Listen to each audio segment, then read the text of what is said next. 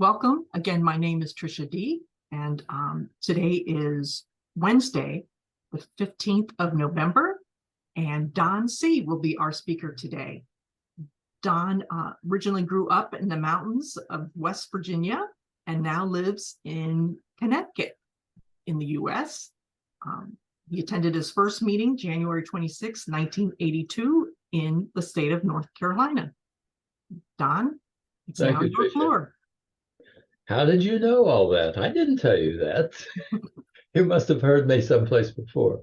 Anyway, my name is Don, compulsive eater and food addict from Connecticut, as was said. It's a couple of hours north of New York City, for those of you who don't know the U.S. very well. Let me say, I'm not here to promote, I'm not here to teach, I'm not here to impress, I'm here to just share what I've learned in OA. That's all really I have to give. I came 41 years ago, have never left. That makes me an old timer. You know, it's easy to become an old timer. You just keep going to meetings and don't die. You instantly become an old timer. This past June was 39 years of abstinence for me, maintaining a little bit under a 200-pound weight loss now for about 35 years. These 41 years have included many of life's challenges, divorce, death, disease, disappointment, a lot of D's, right? Well, and now at 82, about to be 83 in 2 weeks, I have another D, and it's called disability and chronic pain from failed back surgery a few years ago. It's gotten me down now, and I can no longer get around. So I'll talk a little bit about that just to start out, because that's the number one challenge that I have today. So OA saved my life. Literally, I came approximately 30 days after standing on a bridge over the Hudson River in New York at 3 a.m. in the morning. I had written all the notes. I had done all the finalizing stuff, was ready to go. Parked my car at the side of the bridge, at the tip of the bridge, and walked onto the bridge, climbed up. Did not jump, obviously, or I wouldn't be here. 30 days later, by accident, I came into an OA meeting. So OA, when I say OA saved my life, I mean literally, it saved my life, because that suicidal stuff went on for a long time before I came, and it went on probably for at least that first year after I came to the program. Even though I was working the program and trying hard, it was still there. So it saved my life, and then it showed me how through the 12 steps to build a whole new life. So I came at 41, I've been here at 41, I'm 82, so exactly half of my life pre-OA, and then the other half post-OA. And all of the best memories are, of course, from this last half. Re-educating my mind on how to look at life, how to deal with life, and the meaning of life was what this program was all about for me. My ideas and beliefs coming out of my backwoods family and culture were pretty distorted. I, of course, had no idea about that. Many were simply self-destructive, dysfunctional. I had no idea that compulsive eating for me was a symptom of not knowing how to cope with life. Food was never my problem, even at close to 400 pounds, really. It was the symptom of what was between my ears. Yes, I abused food, used it for emotional reasons, and then got addicted to the damn stuff.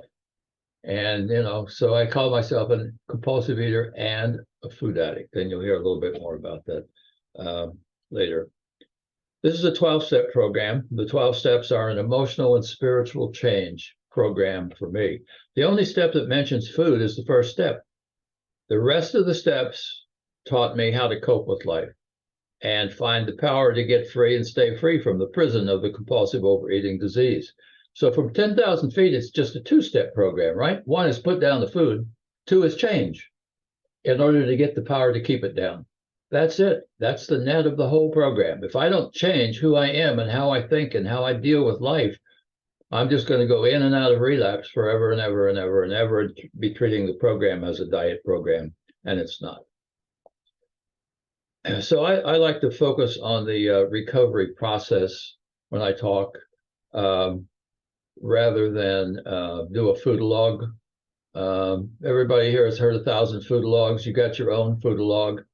So I'm going to skip a lot of the what I was like stuff and just talk about how I found freedom. Freedom from the disease, through the steps and the tools, and now hold on to that freedom. You can read more of what I was like stuff in my story in the book that was mentioned before, the OA3 book. My story is in there. It's called Freedom Isn't Free, third edition of the Overeaters Anonymous book. You'll understand my focus on freedom by the time I finish today. Freedom is work. This is not an easy program. It's a work program. That's my experience. Some higher power doesn't magically change me. It gives me the courage to take the actions that change me. I'll say that again. It gives me the courage to take the actions that change me. So I divide my life into 4 phases, roughly. The first was my 41 years pre-program. The second was the 37 fantastic years that followed coming to OA, 41 years actually. And that brought me to, the 37 years, let's put it that way. That's when the surgery happened, 37 years after I came in. That brought me to phase 3 about 4 years ago. And I'm now trying very hard to stay in phase 4. So 37 years, then all kinds of back problems and failed surgery. So the last 4 years have been fighting it. And now here in this last year, I'm getting into what I call phase 4. The essence of phase 3 was that despite many hospitals, doctors, and pain clinics, 7 actually, I was left with unfixable chronic pain and disability that makes me look like a bent over old man. Actually, I am a bent over old man, right? If you saw me, that's what it is. What this bent over old man needed to do in phase 3 was, and still do these days, is work his program even harder than I did in those early years. And I worked it hard because, as I said, I was at a very low bottom. So, I saved my life and it gave me a life. It's still showing me how to have a loving and useful life, no matter the physical challenges that I have today. My life is still based upon the words of Dr. Bob, love and service. Isn't that what it all is all about? He said, love and service, and all the various implications of those words. When this pain and disability began to blossom a few years ago after the effects of failed back surgery began to overtake me, I was filled with anger and sadness at losing all I had lost, in grief about the active life I had lost, and full of fear about becoming a burden to my spouse, who is younger than I am. That was the phase 3 period. Now in phase 4, it's about acceptance and dealing with reality. I keep hearing from my higher power, who I argue with all the time, and guess who always wins? I keep hearing from that higher power, what is, deal with it, no whining, no whining. So disability is not God's will for me. Bad stuff happens to people. This is the world that we live in. Bad stuff happens. That's the human condition. God's will is that I do all I can with what I have. And that's expressed on a plaque behind me. I'm sure you can't read it from where you are, but the plaque on the shelf says, life is not about waiting for the storm to pass. It's about learning to dance in the rain. And that's what I've been doing for this past year, really learning to dance in the rain. It's apparent that God still has more for me to do. You know, I've still got a brain. I've still got this wonderful thing called Zoom. I can't get out there and do all those retreats that I've done in the past. I've done 40 weekend step study retreats over the years and a lot of other stuff. But I can't do that anymore. But I can sit here and I can talk on Zoom. So I'll do the best I can with what I have. Now let me give you some program. I started my program in a rehab in 1982. I'd never heard of Overeaters Anonymous. I was told there were 8 things that would need to happen for me to find sustained recovery. So it was a generalization about this is what you're going to need to do. And I thought, of course, the person telling me was totally full of crap. But this is what he said. He said, okay, 8 things. Abstinence. I will need to abstain from certain foods and food behaviors, like an alcoholic abstains from alcohol. It's impossible, I was told, to get over this addiction without abstaining totally from those foods. The only way to get overeating is to stop overeating. And I thought, that's the dumbest thing I ever heard. But I kept going. The second thing was hope, a gathering of hope, an expectation of better things to come. But I'll talk about this in a few minutes when I talk about the steps. Where would I get that hope? Well, they told me to listen carefully to people sharing in the meetings what they were like and what they're like now. My hope would come from seeing others before me that had done this. And it worked out that way. Courage. I had to have the courage to let go of my ideas and try another set of ideas. I thought, what the heck is wrong with my ideas? You know, they said, you're self-centered. And I said, no, I cannot be self-centered. That's, again, the dumbest thing I've ever heard. They said, did you come here to argue or did you come here to get well? And I thought it was a trick question. It pissed me off, but I said, oh, okay, what do I do? What do I do? So the courage to let go of my ideas and try another set of ideas. That's called surrender. So surrender for me was not giving up. It was deciding to cooperate with a whole new set of ideas that I didn't make up. Fourth thing was honesty. I had to get totally honest with myself about everything in me and around me. And of course, at 41, I had never been totally honest with another person in my entire life. I had spent my life on stage pretending to be something I was not. The fifth thing was restructure my priorities. What did they mean? First things first, they said. What does that mean? I said.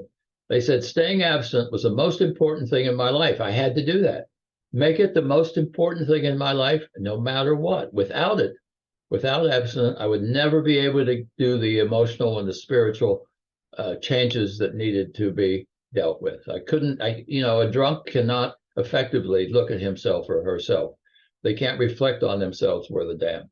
6 was learn to discriminate. That meant avoiding places, things, and people who were not good for me.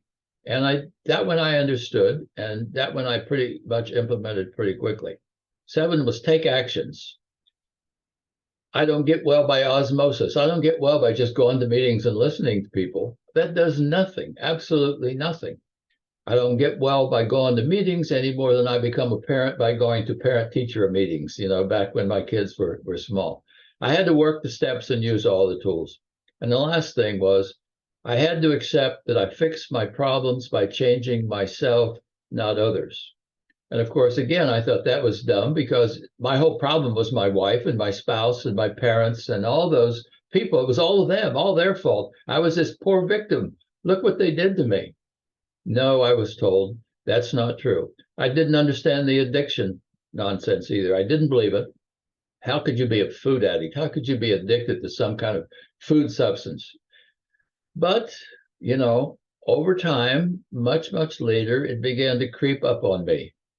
Walks like a duck, quacks like a duck, looks like a duck, I must be a duck. Damn, I am a freaking addict. Finally got to it, And that's where my good abstinence really started, when I said, okay, they're right. And for me, it's sugars and refined carbohydrates. I'm addicted to those, same as alcohol, same as drugs. So now let me summarize what I did to get well and stay well. I'm sharing my experience only here. There's no one right way to do the steps except to take them in order. That's about the only thing I'd say for sure. They build on each other. The big book talks about building an arch through which we pass to freedom. So for me, all of the steps, if you look carefully at them, ultimately, they're all about ego reduction. Remember I said I wasn't self-centered, just maybe an ego. That's what it was all about, letting go of the self-centeredness, reducing that ego. So as I said, there's no one right way to do this. So I'm not selling anything. Your process is up to you. So my first 10 years, of course, coming in 82, my first 10 years were all big book in AA 12 and 12 because there was nothing else, right? Now, all these last years, I used the big book in both 12 and 12s and any other information out there that's useful for me. I use all 3 books. I'm still doing step studies, 15-week step studies starting up in a couple of weeks. And I still use all 3 books there. So step 1, I put down the food. I had to detox from food so I could objectively examine my life, since food was the symptom, not the ultimate problem.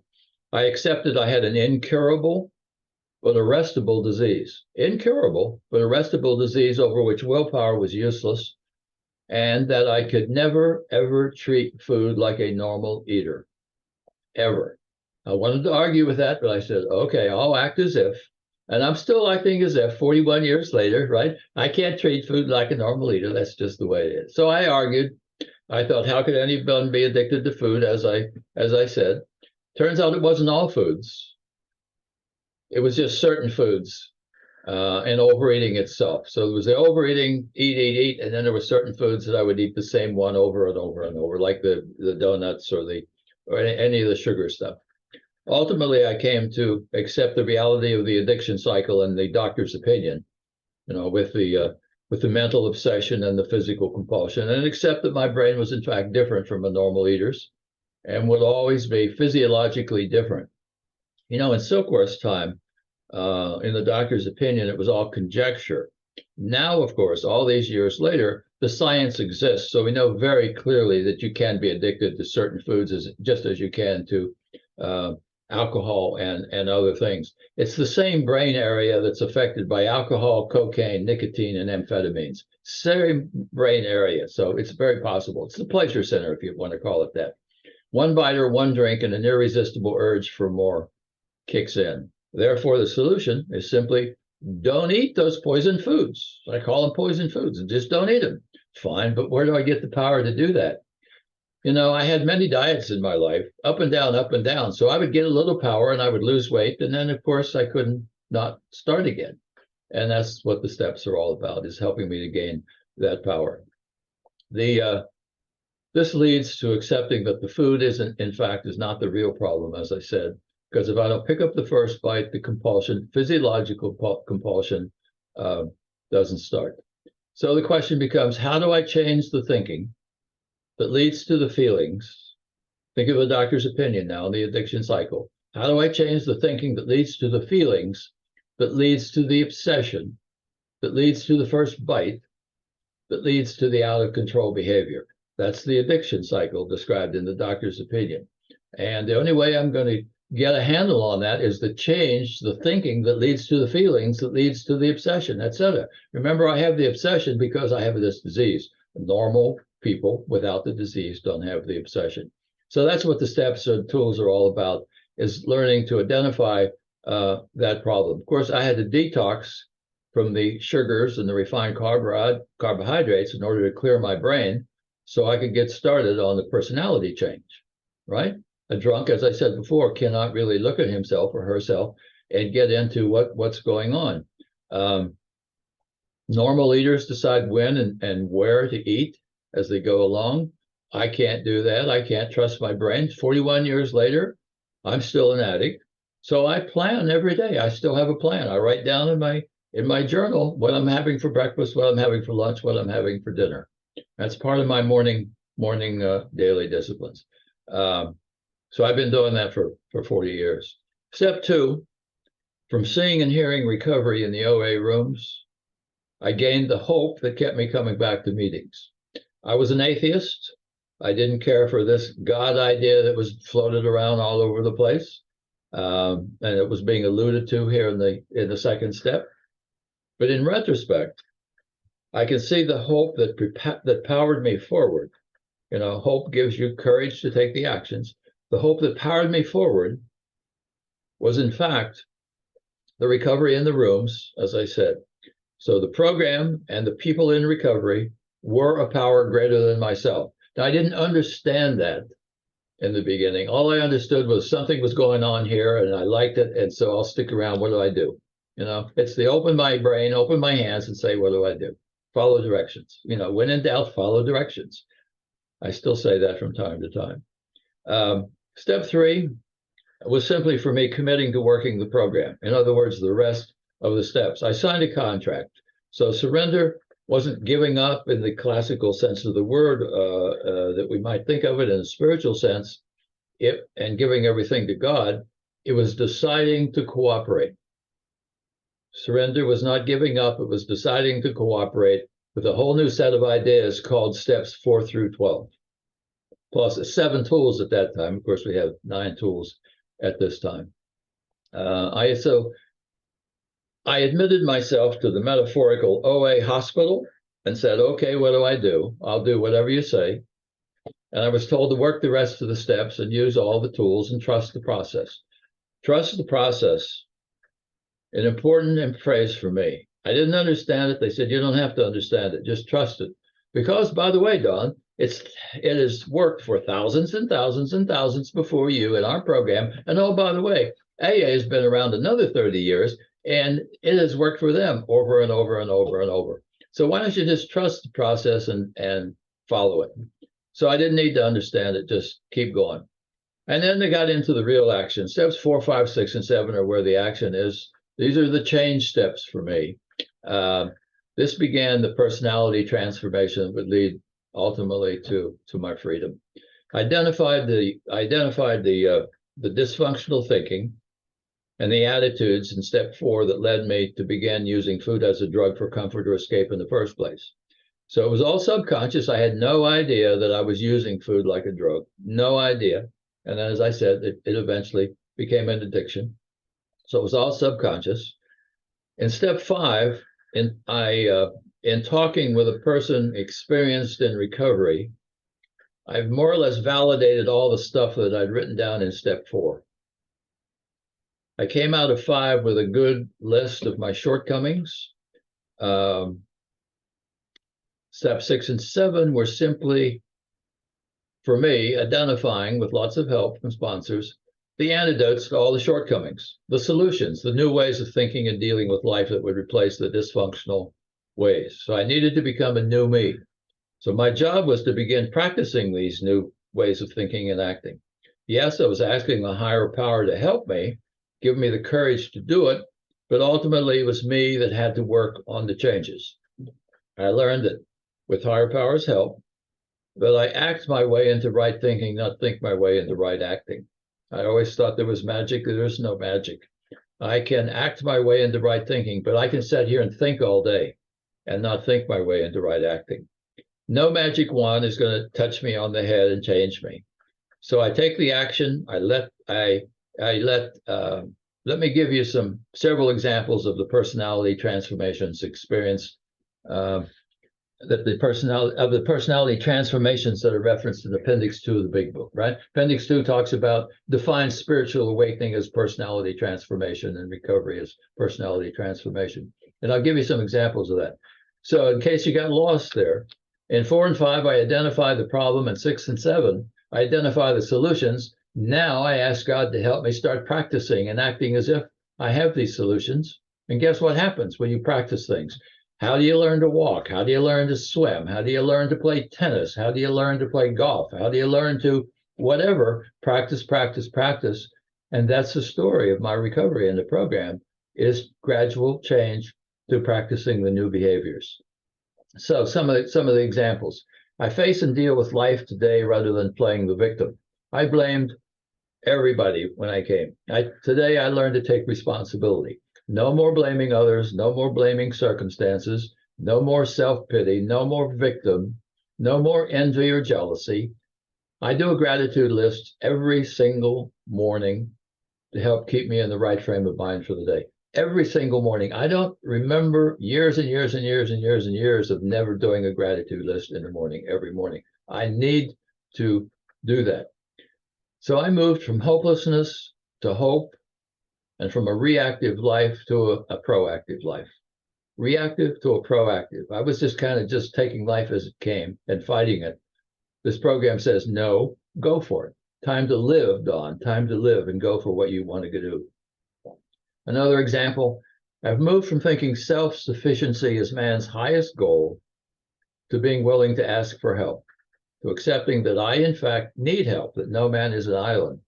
That's the thing I heard from my father growing up, one of those wrong ideas that I had. He said, Don, real men don't ask for help, and real men don't show their feelings, and real men don't cry, and all that crap. And of course, that's nonsense. You know, we need each other. We need each other. That's what the fellowship is all about. Another example, I work hard on staying away from self-centered controlling. What I meant there was, I didn't walk around telling people what to do. In my head, though, I was mentally putting expectations on people and situations. I call it my master planning for the world. Everybody, if you would do this and you would do this and you this way and et cetera, then everything would be fine. And of course, the problem is none of those people can read my mind, so they don't know what I'm telling them to do, so they don't do it. And that means I walk around all the time frustrated. And of course, that's whose problem is that? Me. It's my problem, right? That's back to the bad thinking. I have to let go of trying to control the world and putting expectations on all of you people here and saying, whatever you do, you do. That's up to you. I can't control anything other than what I do and my choices and my priorities. I do that. I do a written list, by the way, on the Serenity Prayer every day. Cannot change. How much? 5 left. Oh, wow. It really went fast. I'm going slow. All right. So that's some examples. I gradually let go of the selfishness. I moved from how do I get what I want to how can I be useful? 11-step prayer admonishes me to seek to comfort, understand, and love rather than to be comforted. I gradually let go of the anger and the resentment and moved into acceptance and forgiveness. I gradually let go of the perfectionism. That's self-sabotaging based on fear. Everything had to be perfect or I was nothing. And of course, that's nonsense. We are human. We make mistakes, and we are only as good as we are. Probably the most magical thing in those first 5 years was in step 5, the wall began to come down around me. The self-imposed wall to protect myself from being vulnerable came down. That wall started when in my late teens. And it protected me. Like my father was a stone, well, I became a stone. And so that was there. And that wall coming down made me able to feel again. I was able to actually love again and feel that. And even harder, and some of you may know what I'm talking about here, I was once again able to accept love. Love was not something that I could accept for most of my life. Someplace deep inside is that I'm not worthy, etc. So I moved from atheism into being able to make a connection with the quiet voice within, which means I'm no longer paralyzed with fear. So I've moved from being a prisoner of all of these emotions and the food to freedom. I know today that I have choices. The world is full of darkness. It's full of light, so I choose to live in the light. 8 and 9 were about cleaning up the past. My amends were not that many. I had about a dozen. Mostly were living amends to my spouse and my kids. 10, 11, and 12 are things that I do every day. I'd hope to get 5 minutes on a summary on them, but I'm out of time, almost out of time. So I'll just say briefly, every morning I inventory my emotional and spiritual condition, make the necessary adjustments. Notice I said I do it in the morning. The big book, of course, suggests at night. I did it at night for a few years. It just didn't work very well for me. So I shifted it to morning. So I do a 10-step in the morning and many different kinds of 10-step. I ask myself things like, how am I doing taking responsibility rather than blaming? How am I doing living in gratitude rather than self-pity? How am I doing living in love and tolerance rather than judging and criticizing?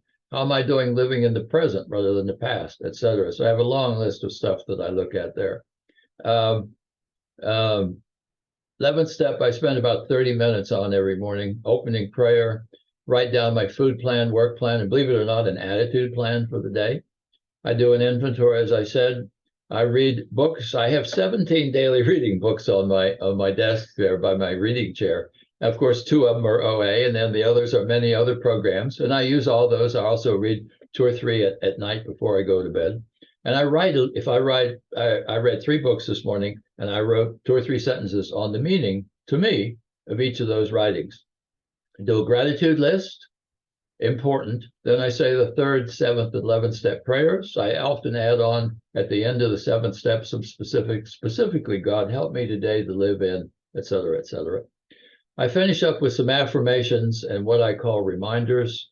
I found out a long time ago I can change how I feel by changing the sentences going through my head. Sounds stupid, but it's true. And that's what affirmations are all about. I have different kinds. I have some anchors, I call them. I am abstinent no matter what. I know God is always with me. I have faith that God will give me the strength to deal with whatever comes. I have several reminders on my little worksheet that I have in front of me, like, don't forget that God doesn't fix things. He gives me the power to take the actions that fix things. Don't forget that if I want something I've never had, I have to do something I've never done. Don't forget that all growth is a step into the darkness. There is no growth without doing things I'm afraid to do. So let me just close by saying, obviously, I'm here carrying the message, and I do a lot of service over the years. That's the third part of step 12. The second part is step 12. First part is spiritual awakening. Second is carrying the message. Third is living by these principles. I could do a whole hour on the principles. I actually have a list of 81 principles that I live by on my worksheet, right? But that's a whole nother story. So let me just close by saying the disease is arrested for me, but I still have it. No magic. There's only slowly developing miracles that happen when I put myself in a position to receive them by trying to live my life according to the principles of the program. That's time, Don. I visualize what it is that I want to be. Then I visualize the action steps that may take me there. Then I start taking the actions. So sometimes they're physical actions, sometimes they're emotional things, sometimes they're spiritual as I do more things that nurture my soul and bring me closer to my higher power. So no magic, only actions and faith. And that's where this story comes from. Freedom is not free, right? So it just isn't.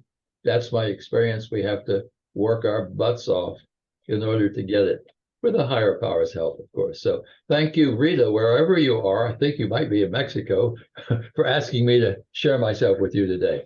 Okay, that's it. Wow.